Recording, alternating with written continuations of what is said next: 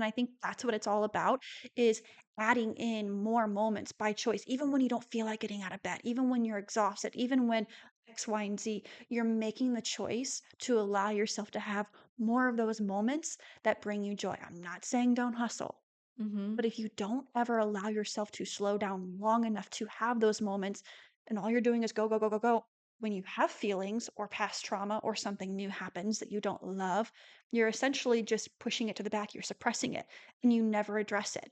And if you never address it, you're eventually going to get to a point where you feel numb and you feel Yeah. lost and you don't have an identity. And then you wake up one day and you blink and you're like, Right. vulnerability is a strength. So feel me when I bring it, sing it loud. I'm from the loot and I'm proud. Run a mile for the cause. I'm right. Hi, guys. It's your girl, Nakama, your favorite Jew from the Lou. Welcome back to my podcast. And today we have the lovely Erica. Thank you so much for joining Thank us. you for having me. Say hello to the audience. Hello, everyone. Good to be here. Yeah. And I am always on the hunt for great conversations and great people. And you are such a star. I'm so excited to have this conversation. We've had a lot of really great conversations off camera, but you really stood out to me when we first saw each other at Omen. And you have such a warm personality. And I felt like you're one of those people who just know everybody. And you really see people. You don't just do that little hi and look the other way and don't care about them. You really notice everybody and you take the time to make them feel special, which is such a beautiful quality. So I want to Thank take a you. moment to Thank you. say that's I really really what appreciate drew it. me to you. I really appreciate How we got to this point where you're sitting in my home is that I came into Omen one day and my boss was out of town, so I got to work off site, which was always fun.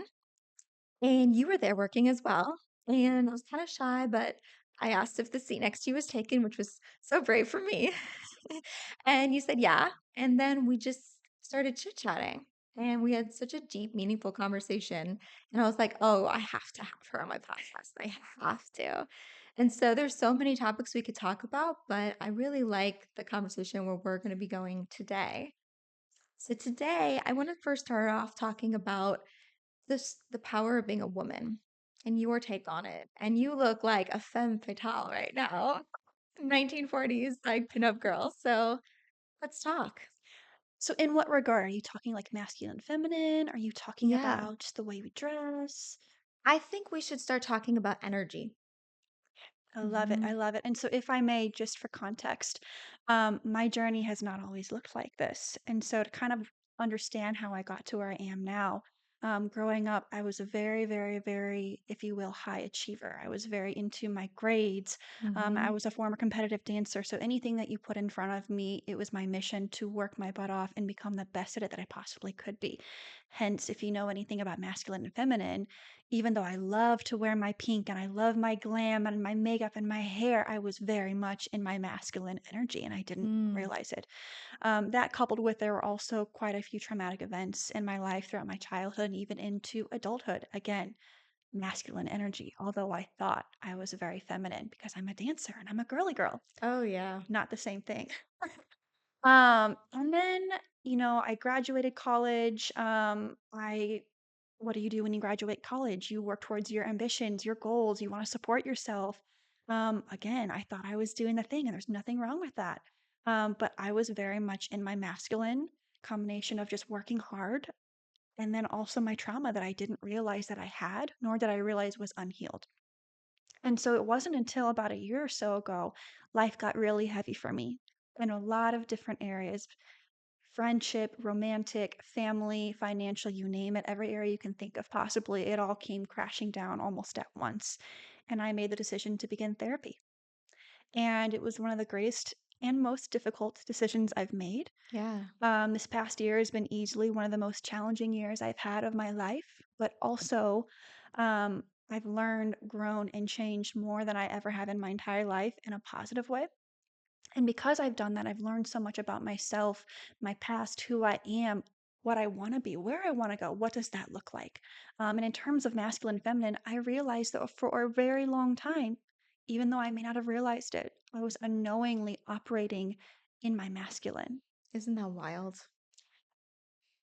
And another thing too, I've learned. as women, we have superpowers. Now, granted, everyone has a little bit of masculine, a little bit of feminine in them, right? That's just kind of the yin and the yang of the world.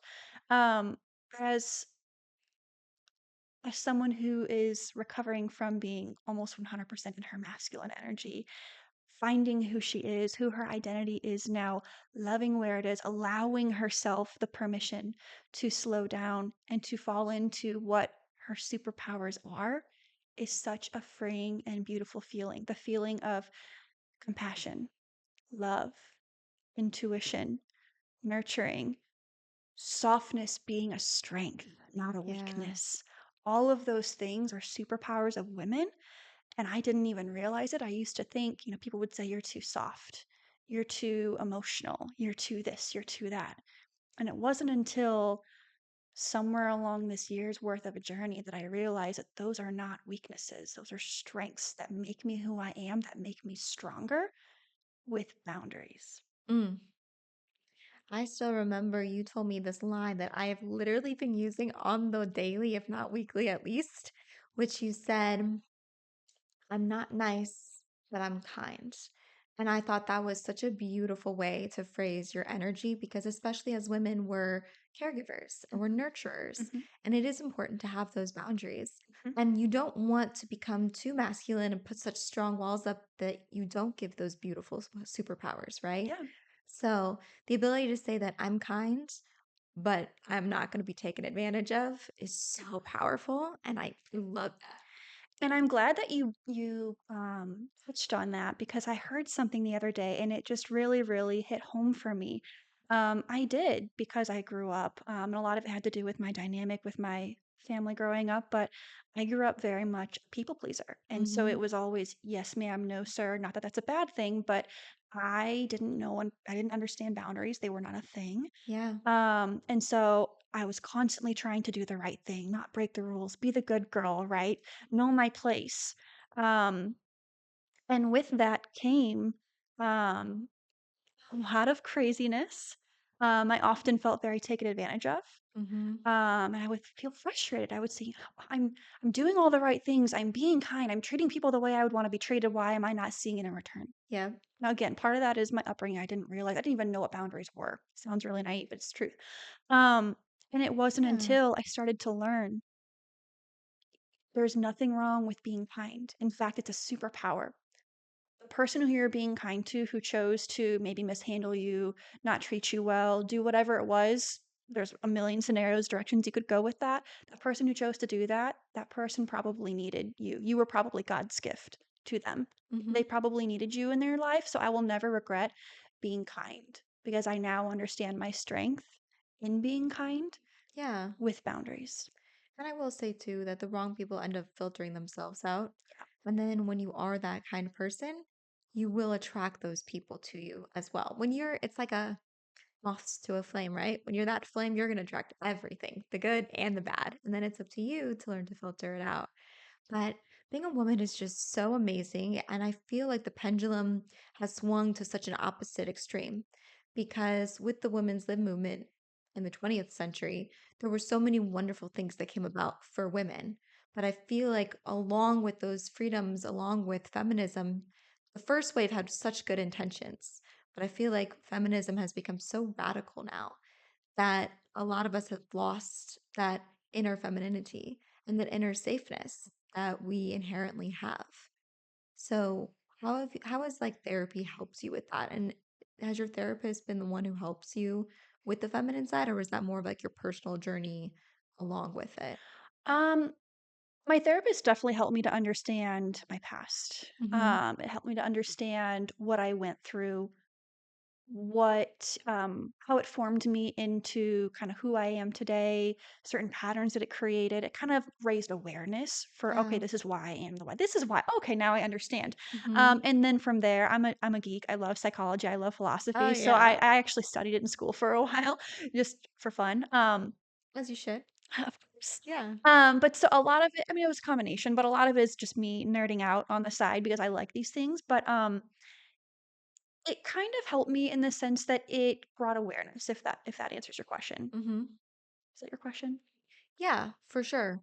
because that makes a lot of sense. You have to be aware before Yeah, you can start learning yeah. more about it. Mhm. Would you say this is such a a new age like type of response, but I feel like I've learned so much about femininity from TikTok.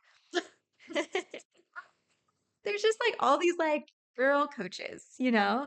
And I feel like they'll come and they'll talk to you about like how to be in your inner femininity. And to be honest, actually, it was a podcast that I discovered that I love.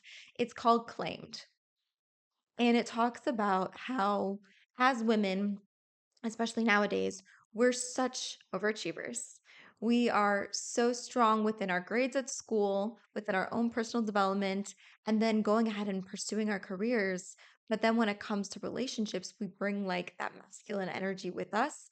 And that masculine energy can actually go into your romantic relationships, your Mhm. friendships, and also even with like your family. Mhm. And it's so hard to find that balance, Mhm. you know? Mhm. I Yeah. think a big part of that for me too, is again understanding there's nothing wrong with a woman having a touch of masculinity, right? We're a Mhm. yin and a yang, right? It's that balance, and when we find that right balance is when we radiate at our highest, right? But a big part of that too, let's be honest, at this point in our lives, I'm 33 years old. I'm an adult. Most of us have had some degree of trauma in our lives. Oh, yeah. How many people can honestly say, if you're being honest with yourself, that we've taken the time to truly slow down long enough to identify, recognize, validate, heal, and feel Mhm. our past traumas? How many people can take and say, and I'm still working on it. I'll be honest with you. I didn't even know that I had them for the longest time. So I have been on a journey. I've identified them. I'm constantly working. I probably always will constantly working on just being my highest self. But a lot of that comes from healing your traumas. So even after I recognize, the masculine side of me that was so high achieving, right? And there's nothing wrong with that. I still, Yeah. when I'm in my workspace, I still want to achieve, right? But I can turn it off when I'm not at work, right? So that I can have that balance so I don't feel like I'm so stressed out. But with the trauma piece, it creates this sense of anxiety. It creates issues with trust, which I will be the first to admit. I struggle with that. I've had my wounds. I'm working on it constantly. We're always a work in progress. But one of the biggest traits of being a woman is being able to be vulnerable, have that sense of wonder, almost that childlike play. And it's fun. I never really got to do that before. And so now I'm entering a phase of my life where I'm finally finding that healthy balance of I can pull out my masculine when I need it, right? When Yeah. it's time to work, when I need to go to the gym, when I need to get things done, I can turn it on, but I don't have to live in it all the time. And in fact, finding that healthy balance of being able to be in my feminine is so refreshing, is so life-giving. I can breathe now. I can unclench my jaw, relax my shoulders, and it's crazy. I could be totally wrong, but I'd say in the last 6 to 8 months or so, the one comment that I've received the most from people, usually random, out of nowhere, who don't know anything about my personal life or my struggles, um, is that you are glowing. Mhm. You are radiating. And I genuinely believe it's because I've taken the time to slow down. I'm not saying don't grind. I'm saying take enough time to slow down so that you can identify what's going on. Actually feel your feelings. How many people actually stop long enough to feel their feelings, let alone heal them? That is so true. And then from there, be able to identify, okay, what does the highest version of me look like? Mhm. What does that entail? How do I want to get there? What can I do today to get there? Am I doing something today in my power to become that person? Well, I think a big key that really just hit home for me about what you just said was feeling our feelings, right? Because I know for myself, a lot of times when I'm going through something, I so badly just want to seem strong to everybody else. It's so difficult for me to be vulnerable and allow people to come in and comfort me or even allow myself to cry. I'm like, I'll deal with it later, but for right now, I don't want to be weak. And this particular month, that's actually something I've really been working on is taking that time to not push my feelings Mhm, down and to really feel them. And mhm, this way, I'm being so like attuned with my own emotions, you mhm, know? I did hear something really recently. A big part of like life is what is your why? What makes your life meaningful? And mhm, everyone's like, well, find your purpose, find your passion, do what you love. But sometimes you don't know what your passion is. And so tapping into what you said earlier too, whether you are male or female, Mhm. tapping into this curiosity. What are Mhm. you curious about? Mhm. Because you may not be specifically passionate about something, but if you follow your curiosity, you'll in tune like find your passion. Mhm. Mhm. So what are you really passionate about right now? What are you curious about? Honestly, I'd say my mission, and my mission is working on and developing myself into my highest state so that Mm-hmm. I can pour out and give that back to the world. We've all heard the saying, you have to fill your own cup before you can fill everyone else's. Yeah. I'll be the first to say I am far from perfect. Mm-hmm. Far from perfect. I've had my struggles, I've made mistakes, I've fallen down, I've cried, I've done all the deep, deep dark things.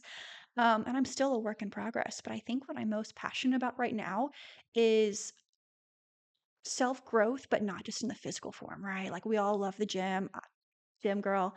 I've recently started taking up yoga as a healthy balance to going to the gym because it's allowed me to slow down. But the other thing that I love about it that a lot of people don't realize is yoga is not a workout, Mm-hmm. it is a work in. Mm-hmm. And in practicing that and going through therapy and really taking the time to slow down for myself and self identify and just be in tune with my body and be more connected with myself, it's allowed me to get to know myself better physically, mentally, emotionally, spiritually, so that I can constantly be working on that and hopefully maybe use what I'm learning from that, my experiences, my gifts, my knowledge, my studies to help someone. Yeah. You're inspiring me so much right now because a few years back, I was like really into balancing the gym and yoga. And literally, I relate so much to what you're saying because I felt the gym was working on me externally from the outside in, and yoga was working on me from the inside out.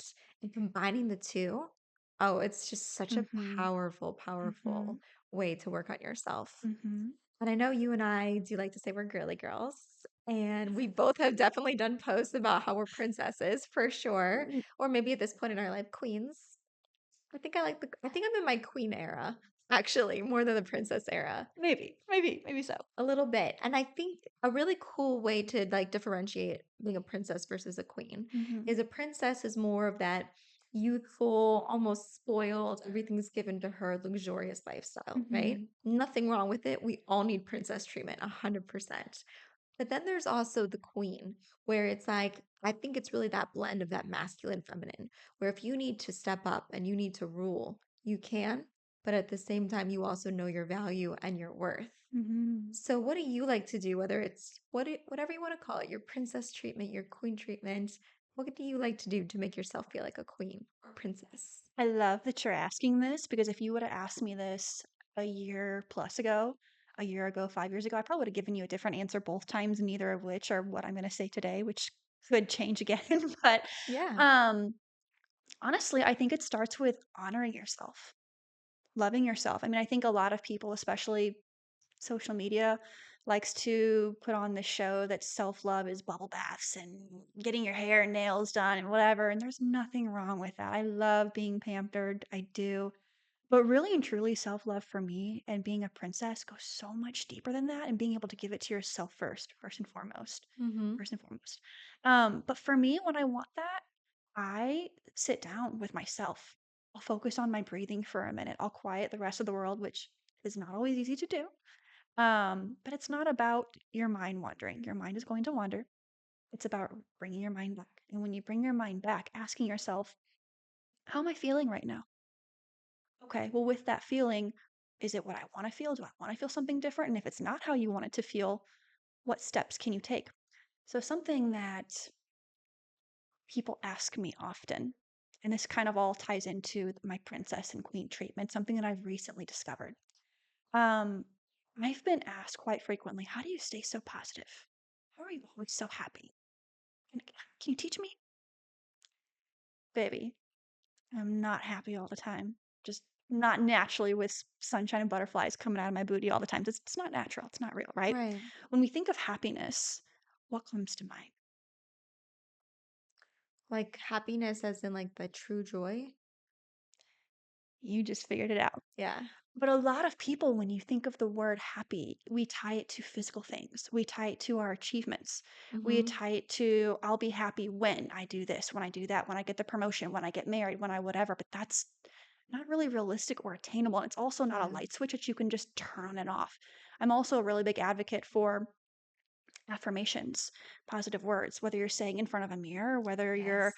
whether you're walking around. I mean, sometimes I don't have time to stop in front of a mirror and I'll just say it to myself in my car, right? Or have a conversation with my dog. But I'm a really big advocate for the words, whether it's just the words in your head. Side note, your dog, the cutest dog ever. I should have brought Continue. him. I should have brought him. He could be the star of the episode. Thank you though. Literally. Thank you though. But I think that's a big part of it.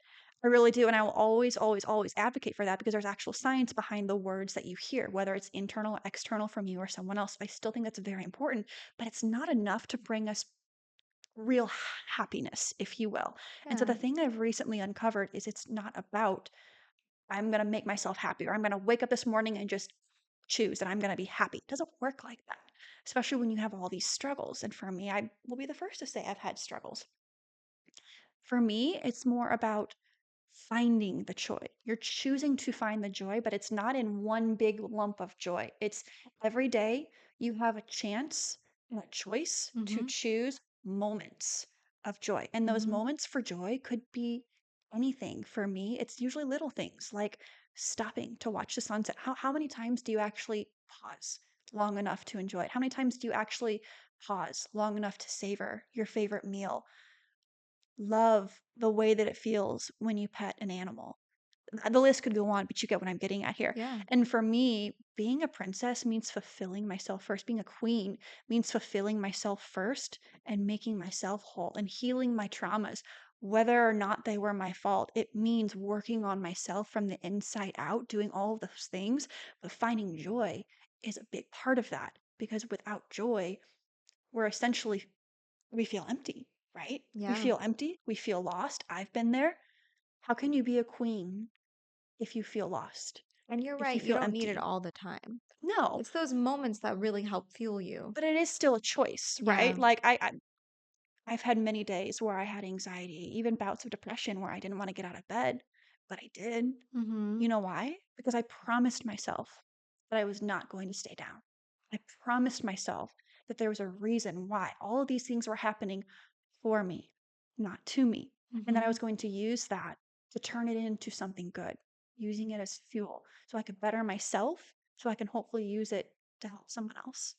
I agree with that so much. I been thinking about this a lot recently, and what's been interesting is one of the cool things about having all these different types of dreams and goals and milestones that you want to achieve. Mm-hmm. A lot of times, people in your life will hit those milestones before you. So you almost get a little insight, right, into what it's actually like, and you're not romanticizing it. You're actually seeing it for what it is. And while those milestones, whatever they may be, are all wonderful, they're just normal human experiences. They're not perfect, and they also have their own challenges that come with them. Mm-hmm. And I think there's something so important about taking those moments to just, like you said, savor the moment and have that peace. Just to share one of my favorite moments, it's like, I think it's particularly a Saturday night thing for me. I love to like have ambiance lighting in my kitchen, like just a little overhead light, maybe light a few candles. I love to Mm-hmm. cook. And Mm-hmm. then it could be something as simple as like pasta, not even like the most fancy meal. Mm-hmm. And then I'll play music. I think we both love the same era, but I love the 1940s era. So I'll Yes. listen to like Frank Sinatra, Ella Mm-hmm. Fitzgerald, and then I'll just Mm-hmm. kind of do like my little samba, my little Yes, girl. dance in the kitchen by Yes. myself. And like one day I will have someone to dance with, and one day I'll have my little kiddos to dance with too. But like there's something so special about even just right now, I feel like so much joy in this moment where it's like just mine, you Mm-hmm. know? Mm-hmm. I just love that. But what you did just now, and I hope this is on camera, even just Mhm. as you were describing that to me, because we happen to have a lot in common, so this is kind of whatever. But my Yeah. point is, your things that bring you joy could be different than mine. They don't have to be the same thing just because I'm Right. saying sunsets, puppies, and coffee or whatever. Mhm. But with you, even just that those few moments watching you describe it, you could have been on mute, but just from watching your eyes light up and your facial expressions, I can tell how much joy you get from those things just from your face. And I think that's what it's all about is adding in more moments by choice, even when you don't feel like getting out of bed, even when you're exhausted, even when X, Y, and Z, you're making the choice to allow yourself to have more of those moments that bring you joy. I'm not saying don't hustle. Mhm. But if you don't ever allow yourself to slow down long enough to have those moments, and all you're doing is go, go, go, go, go, when you have feelings or past trauma or something new happens that you don't love, you're essentially just pushing it to the back. You're suppressing it and you never address it. And if you never address it, you're eventually going to get to a point where you feel numb and you feel Yeah, lost and you don't have an identity. And then you wake up one day and you blink and you're like, right. vulnerability is a strength. Yeah. And we all know, like, if you look at a heart monitor, this is like my favorite analogy ever, where it's like the up and down motion, Hmm. right? Hmm. So in life, we don't want to feel the lows, but the highs feel so much better if you allow yourself to feel the lows too. And it's like you said, if you suppress those negative feelings and you don't allow yourself to work through it, then you're just going to flatline, right? You're going to get into that numb state, which I've been there. I can tell if you've been there. We've all been there. It's scary. It is scary, and it's really important to be aware. Hmm. But yeah, therapy is really, really important. It's something I have not done yet. And I think part of it is the fact that, like, my grandfather was a psychologist, my grandmother was a social worker, my uncle's a psychologist. He was actually on, I believe he was episode 5. I could be wrong. I've done so many episodes at this point. But like I feel I just grew up in psychobabble so much that I haven't Hmm. like really taken the time to do that. Yeah. But I think it's an amazing thing. I think it's really important to find the right therapist or psychologist too. Mm-hmm. It's just like a friendship or a relationship. It's finding the right match is Yep. so key. Yeah. Yeah. Absolutely. I would agree with that. I feel like too, it's no different than brushing your teeth or going to the doctor or going to the gym. I feel like, I mean, a lot of people, myself included, went when life was a little bit crazy and you really, Hmm. really need help with something. But even if you don't have something immediately happening in your life, I feel like it's still a good practice. It's like working that muscle to make it stronger. Oh yeah. And even still, like similar to you, like I didn't grow up with family members who were into psychology, but I myself have studied it. I find it enjoyable. I still study it to this day. It's good to have an outside perspective too. Even if you are educated, it's good to have Hmm. the outside perspective. And I know too, and I'm not saying that you would do this, but there's a lot of people who I don't need a therapist. I'll talk to my friends. Right. Friends are wonderful, bless their hearts, but they have things going on. I have things going on, and the Yeah. last thing you want to do is put that on them. And so, just having a qualified professional who has the capacity to take that on and give you a bias-free feedback, I feel like is so helpful. And even though when I went in, I had a good idea of a lot of the things that she might tell me. She did help me connect the dots and uncover a lot of other things too. So, and a lot of the work, like it is self work that you have to do on your own outside of the office. But um, if you stick to it and you commit to doing the work, similar to going to the gym, right? Hmm. That discipline, you do have to discipline yourself. But if you really, really, really want to grow and better yourself, the same way you would your physical, you do have to commit to it. You have to go through some really, really, really hard moments where they will challenge you. They will make you uncomfortable. But ultimately, the uncomfort, the lows, the hard times, whether it's therapy or whether it's an experience that happened, those lows are what make you better. The low points are your gifts in life. Oh, absolutely. I think the key is that they're objective Yep. too, right? Hmm. Because Hmm. a lot of time friends and family are well-meaning, but they tend to give you advice based on their own Yes. self-limitations, experiences, and personal beliefs, which Hmm. may not be what's in your best interest. And their lenses. A Yeah. lot of it has to do with the lens, and it could be different from one day to the next. I mean, like, I could be in a really good mood one day, and the next day I could have just had something happen that kind of ruffled my feathers a little bit, and I'm working on not being bothered by it, but low key, I'm a little bit bothered by it, and I haven't really Yeah. gotten over it yet. Like, ask me the same question in both different situations, and I might feel differently, right? So I think it's good to have a therapist again from that perspective as well. Yeah. Yeah. And then also I think that a lot of times your friends and family also want to protect you. not necessarily in a helpful way, Yes. right? And so maybe they're not pushing you to Mhm. do what you need to do, or they may not want to tell you what you need to hear because they're trying to be your friend and Yes. your loved one, right? Yes. In theory, our friends and family are the ones who give us the brutal truth, but Right. sometimes they don't want to. Well, and here's the other thing too, and I'm really glad that you said that.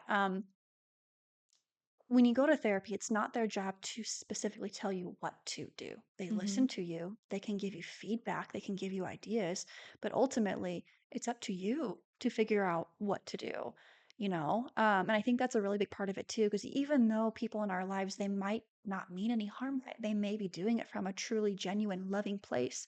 When they give you that feedback, it could be skewed from the bad day they had. It could be them saying that they're Mm, giving you feedback from a loving place, but really they're, like you said, trying to protect you or trying to steer you into what they think that you should do.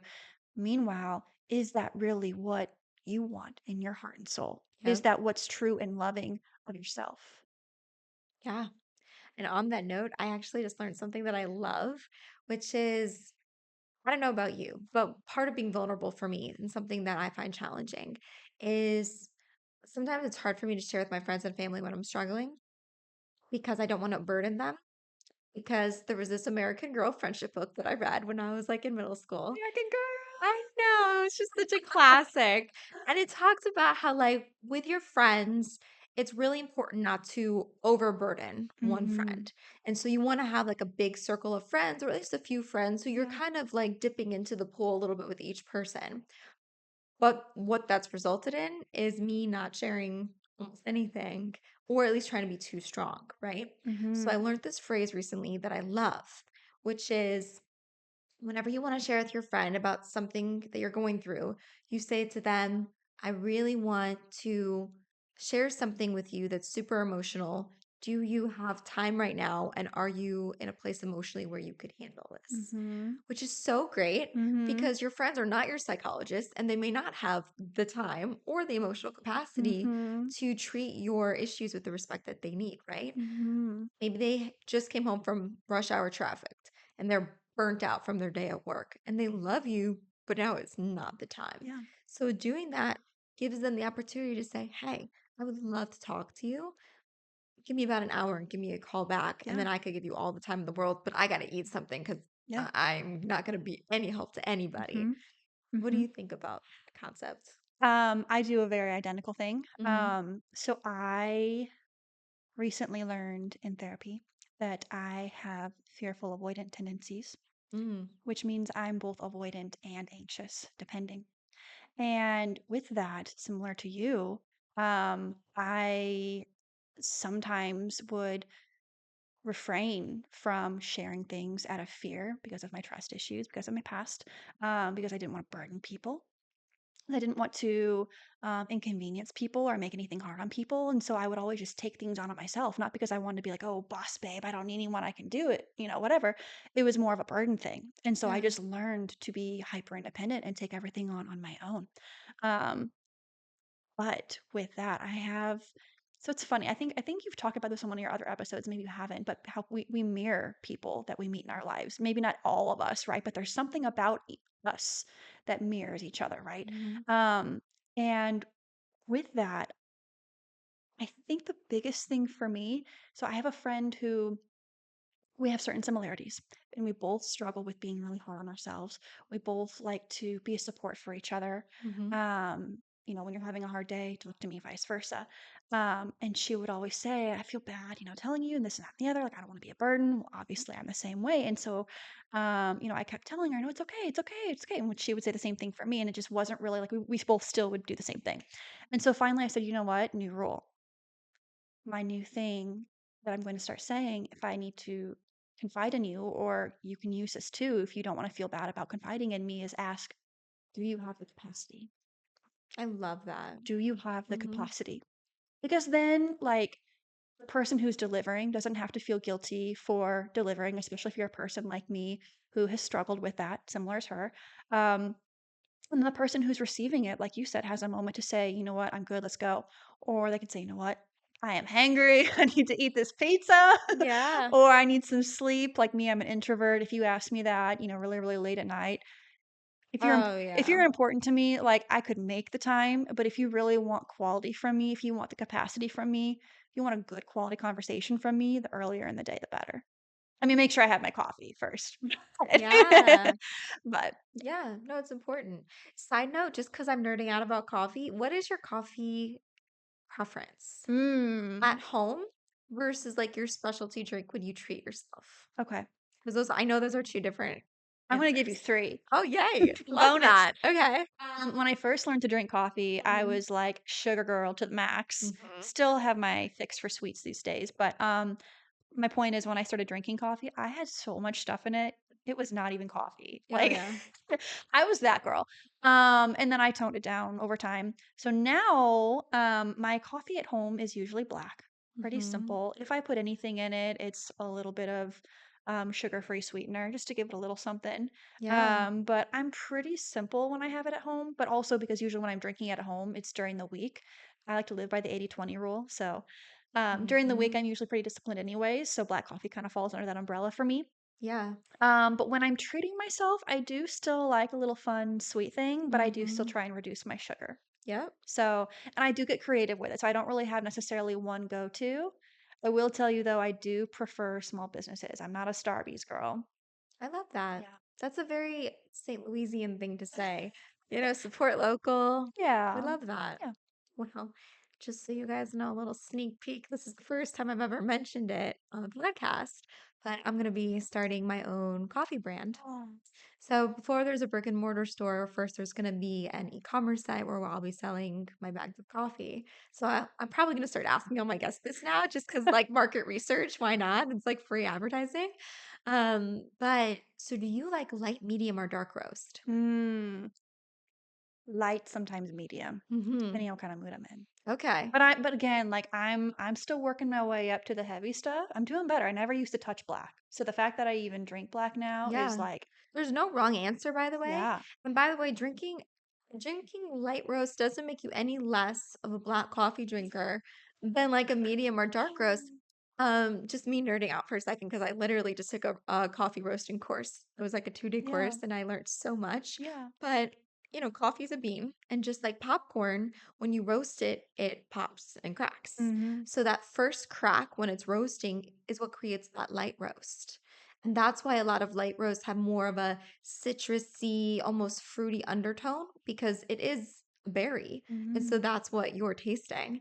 Then Mm. you're between the second crack, which is your dark roast, and the first crack, which is your light roast, Mhm. that middle ground, that's your medium roast. Okay. So you get a little bit more of that in between flavor. Then Mhm. your more earthy, smoky taste, that's going to be your dark roast. And for a Mm. lot of people who grew up drinking like Maxwell House or Folgers, they might really love the dark roast because it has almost that, not burnt, but close to that kind Mhm. of feel to it, Mhm. right? That more Yeah. bitter taste. Mhm. But then depending on how you brew it, it could totally taste different. Mhm. Talking about curiosity, Yeah. I always knew that I loved coffee. Yeah. And so this was like it's Yeah. become my passion, I love it. following that curiosity. I love it. I Yeah. love it so much. I mean, I'm Yeah. hoping one day, and this is not just because you said that. I'm very much try something at least once. Oh, But as yeah. someone who didn't even start drinking coffee until college, didn't start Hmm. drinking until college. And it was honestly only because all of my friends, my partner at the time, were determined to get me to like it, and Yeah. that's kind of how it all started. But if you think about, it hasn't really been that long. I feel like I've made quite a transformation, so I try to be pretty open minded about it. I'll try anything at least once. Oh, yeah. Um, but yeah, I love exploring new things, and it really just kind of depends on my mood too. Like I'm one of Hmm. those, again, with savoring the moments because life is short, right? That's another reason why you should slow down, savor the moments. But with coffee, it's one of those moments I enjoy. I truly, truly enjoy it. And so when I drink it, I don't want to rush. I want to enjoy it. I love being able to Hmm. have a slow morning and truly just enjoy Yeah. my coffee. And so that's a time when I almost prefer to drink it black, is when I can slow down and truly just enjoy it.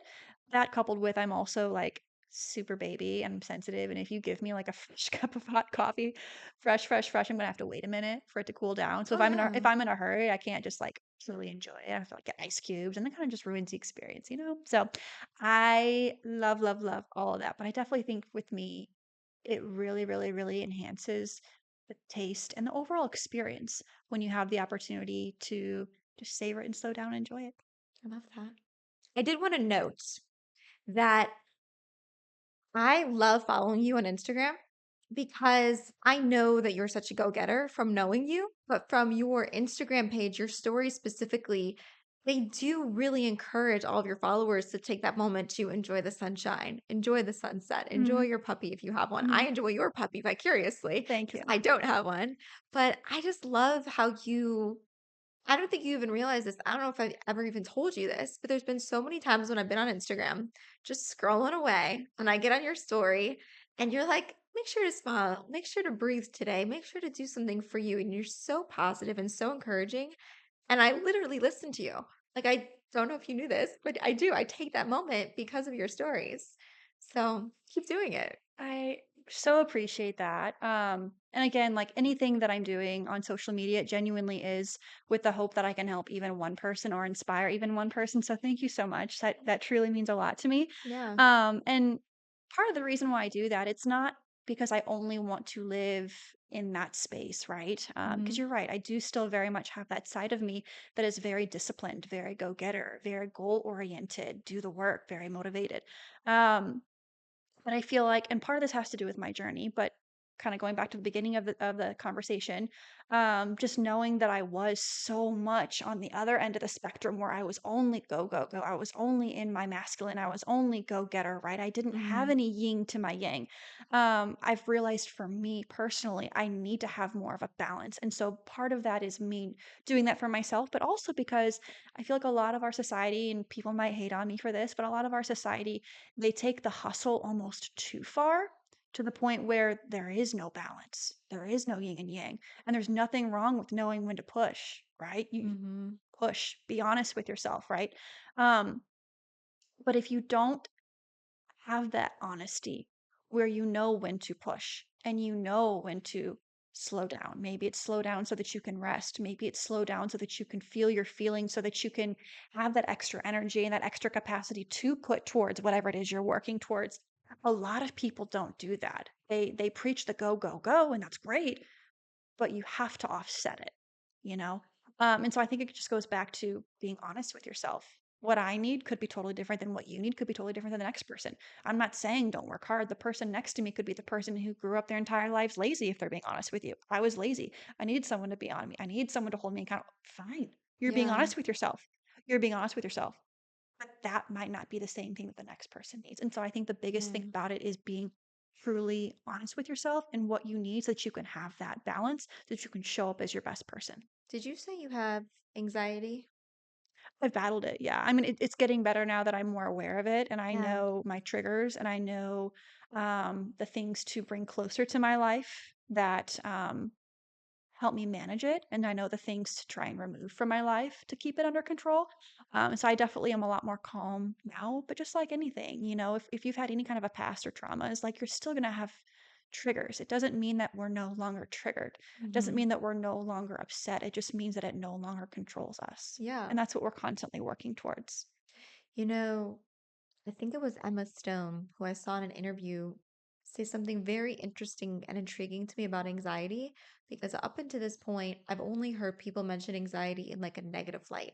Like, Mm-hmm. this is something that's rough for me. This is something that I struggle with, right? Mm-hmm. But for every pro, or for every con, I should say, for every con, there's a pro, Mm-hmm. right? Mm-hmm. And so she actually said that she really appreciates her anxiety because it gets her up in the morning, gets her going and doing stuff. It is her silent account or not so silent accountability party. You know what I mean? Because she's always thinking about, oh, I got to do this. I got to worry about if this is going to happen or not. And so, versus someone who's almost too chill, Mm-hmm. maybe they're not accomplishing as much.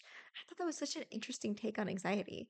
I think, and maybe this is just me operating a little bit differently because I, for the longest time, didn't even know that I had anxiety Oh, until I wow. went to therapy. Now, when I went to therapy, I knew I had anxiety in that moment, but I didn't realize I had it my entire life. Oh, wow. Yeah. But what I will say is, I think a lot of it comes from having a healthy balance because, like you said, you don't want to be so chill that you're just unmotivated and then you don't do anything. But you also don't want to reach the level that I reached where you have cortisol coming out of your ears and you're getting hormonal acne, and your brain fog, and you just can't function, right? Um, there are a lot of other things too, but you get what I'm getting at. I think a lot of it comes with having a healthy balance, but also I think something that's been really, really important and eye opening for me is understanding that when we feel triggered, what is it teaching me? So I almost look at it as a blessing. I don't want to have anxiety. I don't want to feel triggered by it because usually it doesn't result in anything good for me personally, right? I Yeah. get jittery, I get all these, "Ugh," right?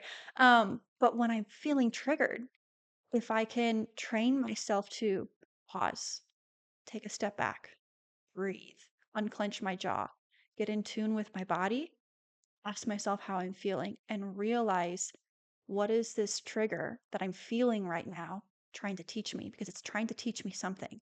And then from there, once I can identify what it's trying to teach me, it's actually a learning opportunity to grow and to better myself. That's so great. Look at you. Look at you.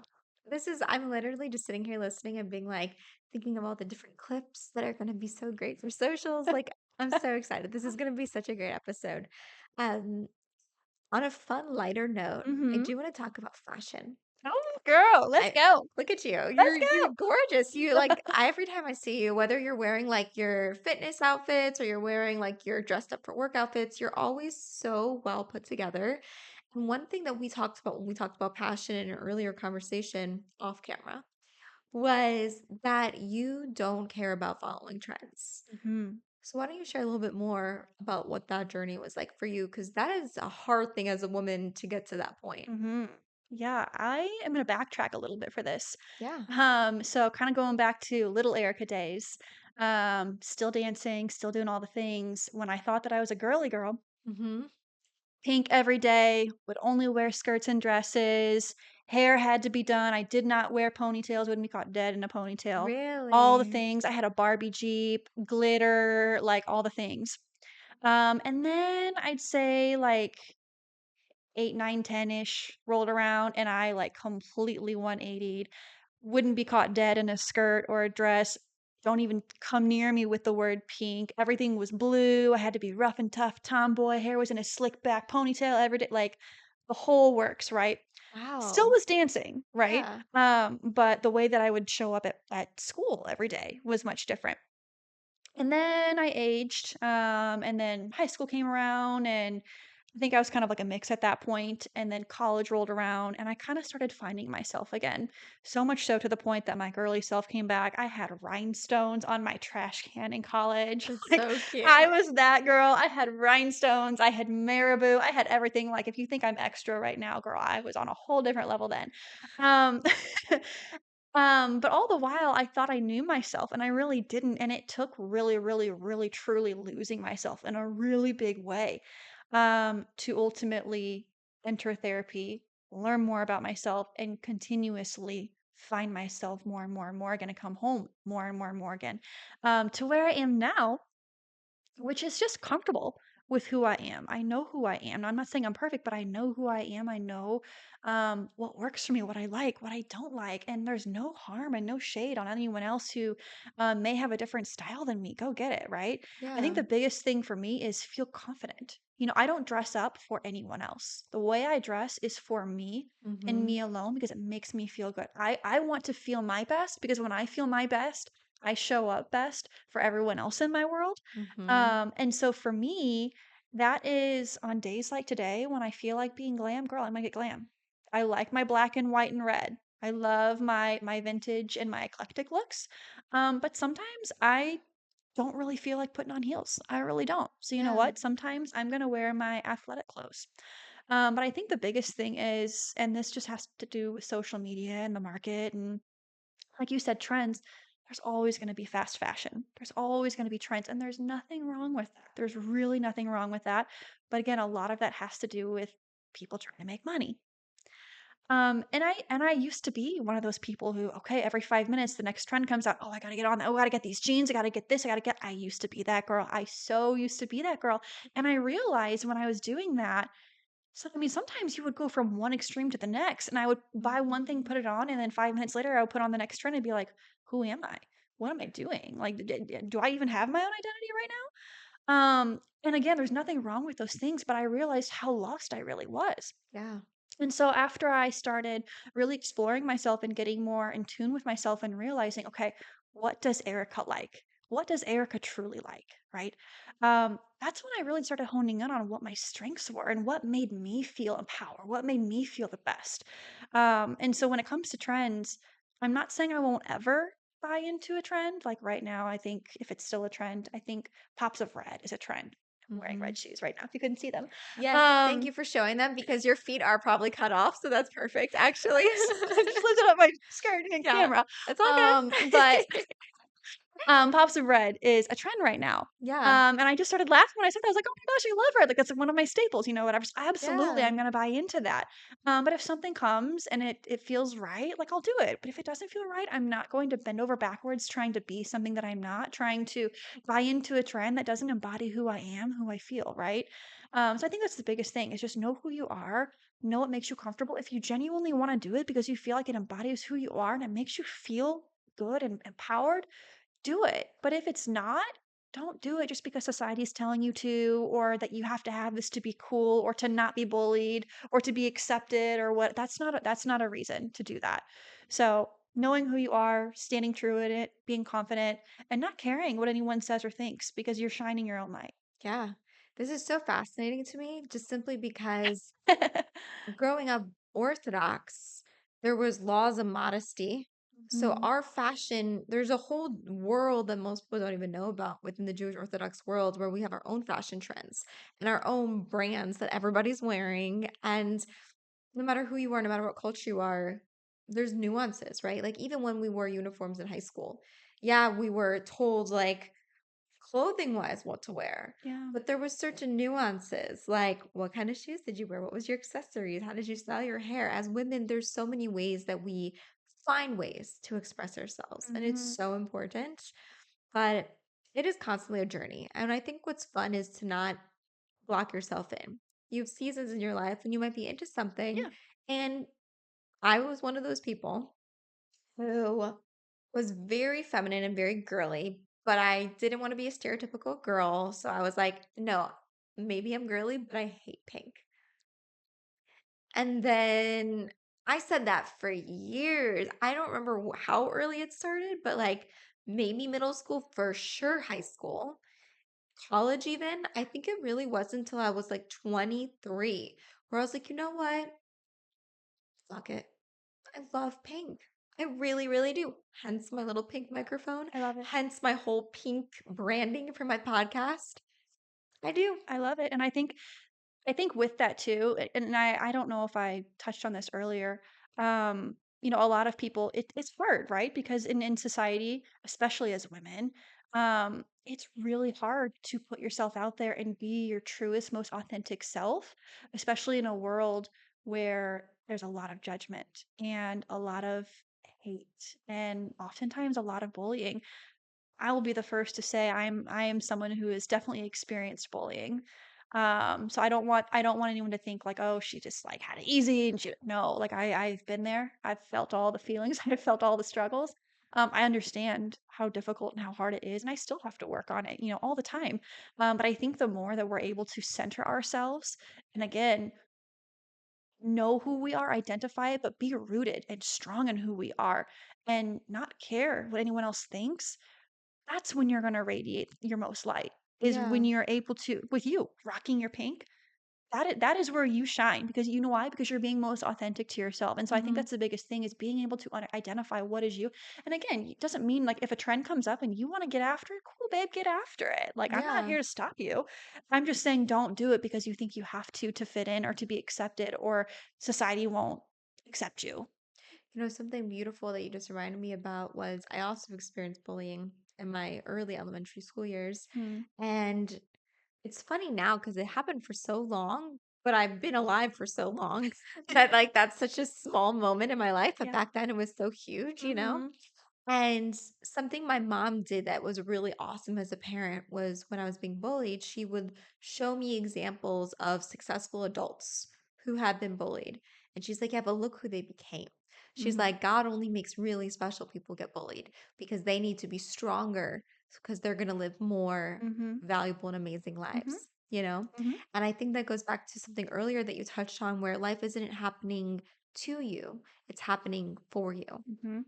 I would never wish anything that I've been on in my life Anything that I've been through in Yeah. my life. I would never wish anything that I've been through in my life on Yeah. anyone, because I've definitely had some dark, dark moments. But I say with the most sincerity how truly, genuinely grateful I am for every single one of them. I view them as blessings Mhm. because they've made me stronger. They've made me who I am. And I know that I can't become who I'm meant to become or do what I'm called to do without them. Yeah. And so I genuinely believe that the harder the battle, the bigger the adversity, the greater the calling, Yep. the stronger the person. And a really fun little Jewish fact. We believe that before you're born, your soul actually gets to see everything that's going to happen to you in your life, the good and the bad, all the challenges. And you agree to it. You agree that it is for your greater calling and that it's meant to be for you. And so I think as human beings, when we get to that point where we can accept and feel grateful and see that silver lining and Mhm, believe that we are meant for something so much more, mhm, right? And that's what gets us through those dark times. That's when you have that joy. That's when you're shining, when you're radiant, right? Full mhm, circle, right back to where we are at the beginning. It's because you're tapping into your soul and you're being like, no, I don't understand why I have to go through pain, but I understand that this is for my greatest calling, mhm. You may which not understand it in the moment, and oftentimes we true. don't, and that is one of the most frustrating feelings, especially when you're in the heat of it. Hmm. Why is this happening right now?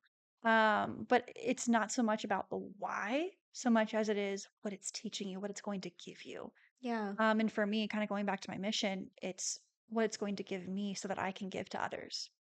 Oh, this is such a good segue. This is such a good segue because I actually like towards the end of our episode, I really wanted to discuss a beautiful term that I'm not too familiar with from a Jewish perspective, but I know like I've heard a lot of Christians and non-Jewish people use this kind of terminology, which is being a light worker. And I know that's something you very much identify yourself as being a light worker and using what you've gone through in life to empower others. So let's talk a little bit about that and what that means for you. Well, I'll be honest with you, I didn't even know what it was for the longest time, Yeah. or that I was quote unquote considered a light. I think I touched on this in the beginning of our conversation, but throughout my life, I've encountered some really dark moments Mhm. that I wouldn't wish upon anyone. And it wasn't until I started really, really taking the time to sit with it and understand it and figure out what it was um, teaching me and giving me so that I could one feel it again, going back to that, and then work through it. And then it took me getting very much rock bottom, and encountering a lot of darkness to really reach a point where I felt hopeless and I had to make a promise to myself that I wasn't going to stay down. I didn't like the way I felt. I didn't want to be there anymore. And I told myself there has to be something good that comes from this. There has to be. There has to be. Yeah. And so I did the work. I'm still doing the work. I'm not going to sit here and tell you I'm Mother Teresa. But I went to therapy. I kept going even when it was really uncomfortable. I left a lot of sessions sobbing my eyes out, had a Mm. lot of nights at home bawling my eyes out by myself with no one but my dog by my side. Um, what I'm getting at is you reach a point that I don't ever want anyone to have to get to where you don't want to feel like that anymore and you don't want anyone else to have to feel that way. And so you make a promise to yourself to get back up no matter how hard it is, no matter what kind of work it takes.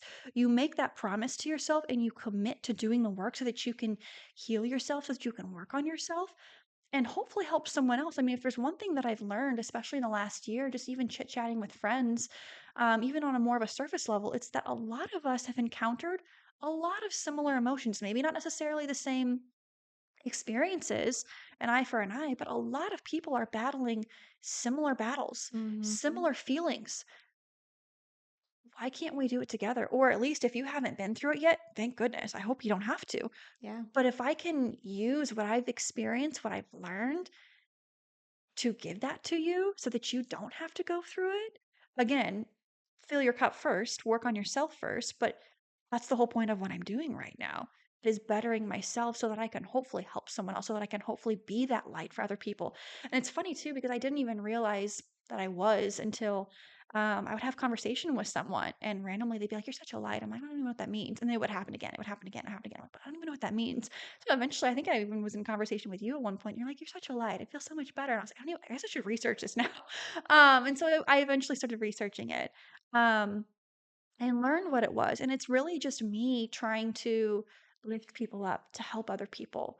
And I no longer fear doing that or am afraid that it's going to suck the life out of me or bring me down or anything like that because I have learned number one, boundaries, something I didn't used to Mhm. have. But number two, I've learned my limits. I've learned when to say, you know what, I'd love to help you. I don't have the capacity right now. I've learned what I need to do to recharge myself so that I can be that light. I mean, a lot of times when I'm slowing down or I'm taking a moment to have an afternoon with my dog in the sunshine or doing whatever it is that people may or may not understand, that is me recharging. Or I'm doing my yoga, that is me recharging so that I can be my best self, so that I can radiate that energy, that light, that positivity that other people like. But the thing is, And look, you even brought out the light. it was the sun. It took darkness to get there, is what I'm getting at.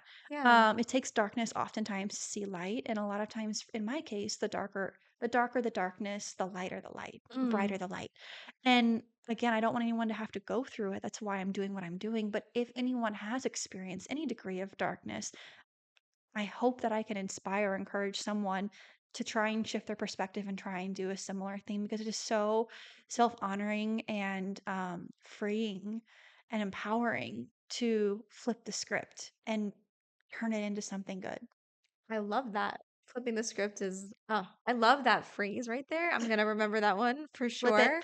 flip it. You are in control, Yeah. and the voices, the chatter, whether it's in your head, whether it's external, whether it was someone from your past. Unfortunately, there's a lot more of that than the stuff that's actually honest and true and real. Yeah. You can't listen to it. And the other thing too that I started doing, this is a little tip.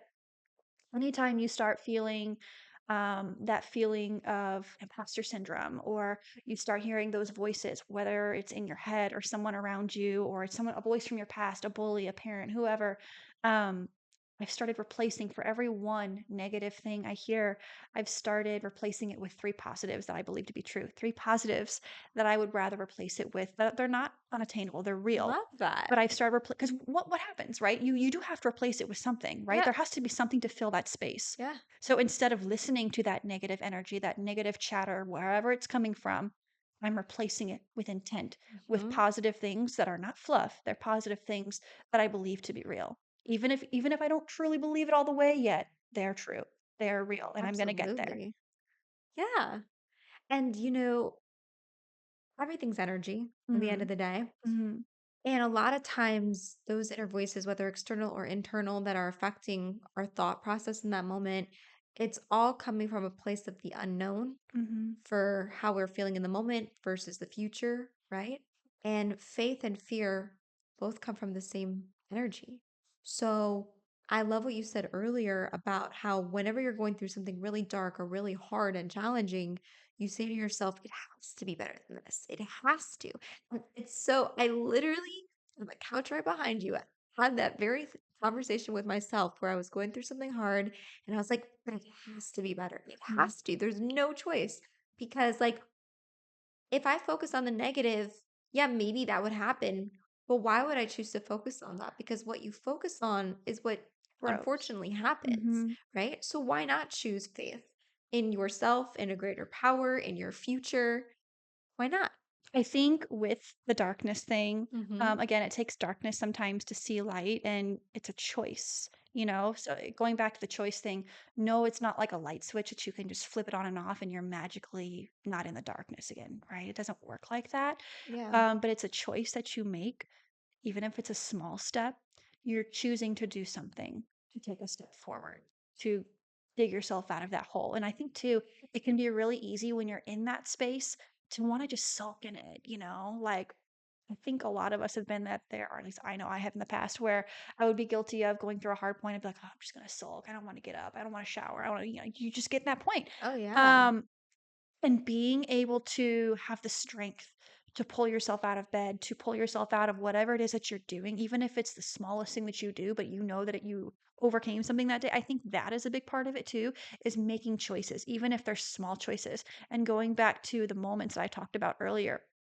I could have easily chosen to sulk so many times, but choosing to do things that I know are for my greater good, getting into the sunshine, going to the gym, practicing my yoga, doing my breath work, spending time with my puppy, putting my phone down, doing all those things I know are for my greater good have helped Mhm. so much. And then adding on top of that, being present. Being present is so huge. I mean, I know it's really hard when we're really, really busy. Um, but I think for me, that's something that has helped me a lot. Even though I only have small pockets of time where I can slow down, whatever it is I'm doing, I'm trying my hardest to be fully present in that exact moment. If I'm at the gym, I'm at the gym. If I'm with my puppy, I'm with my puppy. Yesterday, I spent the day with my two grandparents who I'm blessed that are still alive. It's Phone huge. wasn't even near me until the end when we took a picture. But my point is just being present because even on like as a gym girly, we have our rest days, right? But 9 times out of 10, if we're resting, are we actually resting? Like we might be sitting down, we might be laying down, but what are our minds doing? We're thinking about our next appointment, the conversation that we had with our friend. We're still going a mile a minute mentally and emotionally. So even though we might physically be resting, are we really resting mentally and emotionally too? I feel like that plays a role as well. And so I've learned to try and be as present as I possibly can be in those moments, um, so that I can be my best self, so that I can give that to everyone else. Yeah, I love that. That's really important. Active recovery days. Mm-mm-mm. Those are something else. Yeah, it's weird. It's wild. I feel like for the gym, the gym is just something that I think everybody should Hmm. try to integrate into their Yeah. life at some point. Hmm. Not even just to become a fitness guru or whatever. It's just so good for your mind. What I do find challenging though is like up until recently, the past, oh gosh, 8+ years of my life, I was a typical 9 to 5er. And now that I'm trying to pursue starting my own business, not exactly a 9 to 5er anymore. And so like getting to the gym before work isn't always an option for me Yeah. anymore. And so now finding that time a little harder. Hmm. But I really like what you said about how like just having that discipline to pull yourself out when you made that commitment, Yep. do it. Yeah. And you're going to feel so much better when you, and you know what? I learned this from Jeff, my coach, where he said that self confidence is built when you keep those small promises to yourself. It's action. Yeah, and it's so important. And that's why like you don't want to overpromise to yourself. You want to be Yeah. realistic about Yeah. what you can do. But Hmm. if you say you're going to do something, Do it. you better do it Hmm. cuz you might think, I'm going through a lot right now, but that's going to chip away at your self-confidence. And so you got to do the work. Yep. Oh gosh, we can talk forever. And I feel like this is such a funny question to ask you, considering the fact that, like, every single part of this episode, I think, was filled with so many nuggets of wisdom and teachings. But I have this tradition at the end of my podcast, where this whole podcast is based on this Hebrew quote, which is, Ezehu Chacham, Halo made Mikol Adam, which means one who is wise is one who learns from everyone. And we've learned a lot, a lot. I've learned a lot from you in the past, and today so much more. I'm going to marinate on this episode for sure.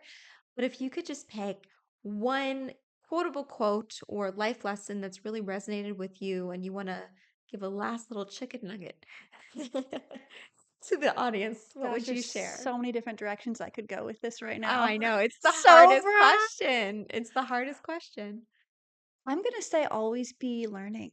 And the Mm, reason why I say that is because no matter how much we grind, how much we work on ourselves, no matter how much we work on elevating ourselves physically, mentally, emotionally, financially, spiritually, there's always something to learn. Whether it's a book, whether it's someone who is above you, whether it's a trash truck driver, there's always something to learn from everyone. There's always something to gain, and being able to be humble, drop your ego, have that wonder, that curiosity, um, and find something that you can learn from everything and everyone.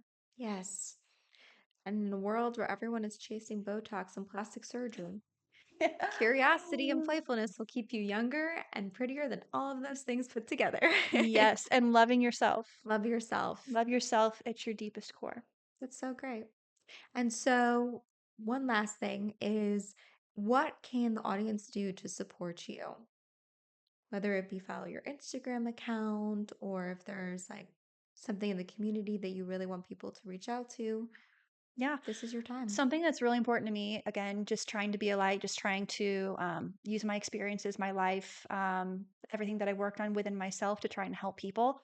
I actually do use my Instagram platform as an opportunity to hopefully try and share some wisdom, shed some light to try and help people, try and lift people up. So if you want to support your girl, my Instagram handle is just my first and last name. So it's Erica Lathangue. You can find me there on IG. We'll put a little clip of it so that people can like see it right there and I'm not then. going to make you try and remember the spelling of my last name verbally. No, it will be there. All the information will be there. And if you guys haven't had the opportunity to watch this episode, we're back doing videos. So this is very exciting.